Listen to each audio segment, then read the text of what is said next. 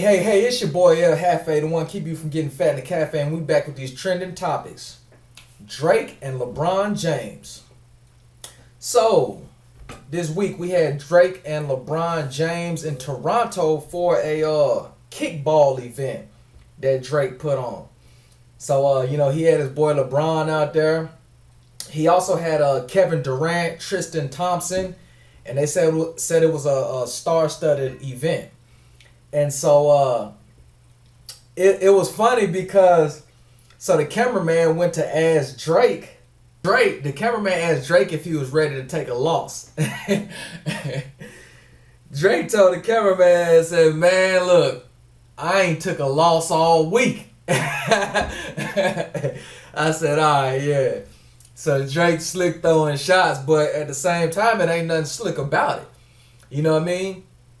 He handled his business. He did what he was supposed to do. And that just goes to show, because Drake and his organization, OVO, whoever's behind it, they're handling business.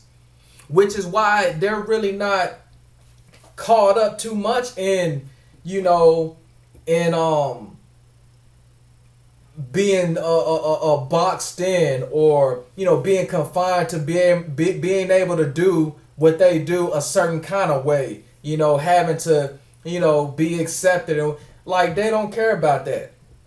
They're handling strictly business. And like I had said in my previous Drake and Meek Mill trending topic video, when it comes to that music business, since the very beginning of the music business, before records, before CDs, tapes, before the record players, when they was just playing instruments, playing piano, playing the guitar and singing, you had the musician that might play the instrument. You had the songwriter that might actually write the lyrics.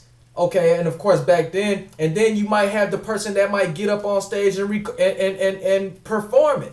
So you had somebody writing lyrics, you had somebody doing the music, you had somebody actually performing. This is from the very beginning of the music business. It's nothing new. And so when we came with hip hop, when we brought hip hop to the world, which hip hop is not a music. Hip hop is a culture. It's a way of living. It's a way that you carry yourself and express yourself. Like me, I am hip hop. So, you'll see me posting in a lot of hip hop groups, even though my business is primarily health and fitness. But I was born hip hop. It's just in my genetics. It's who I am. And so when we brought the hip hop to the universe, then you had the element in the hip hop as far as the music, which was rap. It was certain criteria you had to have in order to be able to rap. You couldn't just be anybody, or do anything with this rap music. No, it had to be genuine. It had to be original. It had to be from the heart as far as the lyrics is concerned.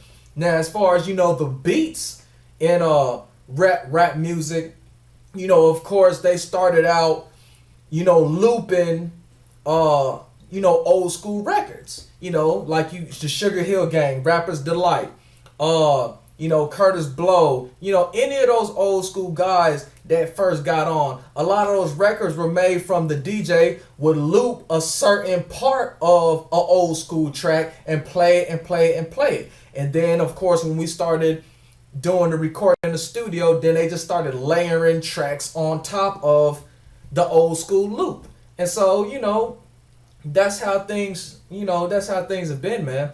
But like I say, nowadays, hey man, it's more acceptable to approach rap in a traditional music business mindset. Me, I'm hip hop to the core, and I don't have a problem with that. You know what I mean? Drake, he's a producer, he's a songwriter, he's a recording artist. I mean, he's a damn actor, So if he's in the studio and he has his organization, his business is in the studio, of course he has other artists, he has other producers, he has sound engineers, he has vocalists, musicians, songwriters. Okay, all this. And like I've said before, all this could be one person, all this could be many people. That's how it works. And so if Drake as a producer is in the studio with his creative team, and they're boom, everybody's coming out, everybody's creating, and if it's in their business structure, to, hey, we're gonna pick the best stuff out of what we created here, and then we'll put it out on whoever's up next, whoever's lined up, whoever we're pushing at the time. So yeah, he may have wrote part of it. He may have wrote part of it. He may have produced some of it. He may have produced some other parts. Hey man, I don't have no problem with that, man. I don't care if you're rapping. I don't care if you're singing, R&B, rock and roll, whatever you are, man. I don't have no problem with it. I mean, as long as from a rapper standpoint, you're not getting up here and telling lies, which a lot of these dudes are doing any damn way. So I mean, from Meek's standpoint, it's like, okay, you come at Drake, which was obviously a bad move, but Drake, I mean, why you not coming at a lot of these other guys with a lot of these bogus raps? A lot of, everybody want to push birds. Everybody want to be the drug. It's like, come on, man. Why, what about that? How is that progressing hip hop? How is that progressing rap? How is that progressing the music? All this garbage that you hear on the radio all day. Address that and do what you can do, to be the best businessman you can be. See, that was a bad business move to go at, you didn't even need that. The song you got on the radio right now with Nicki Minaj and Chris Brown is banging. So you didn't even need the publicity from the situation with Drake. You was doing good. Man, good lyrics, good lyricism, good beat selection, and good business, and you're going to be all right. So, hey man, that's my take on that situation. Let me know what y'all think about it. Get in the comment box, man. Hey, like, share it, subscribe to the channel, and we're going to holler at y'all on the next one.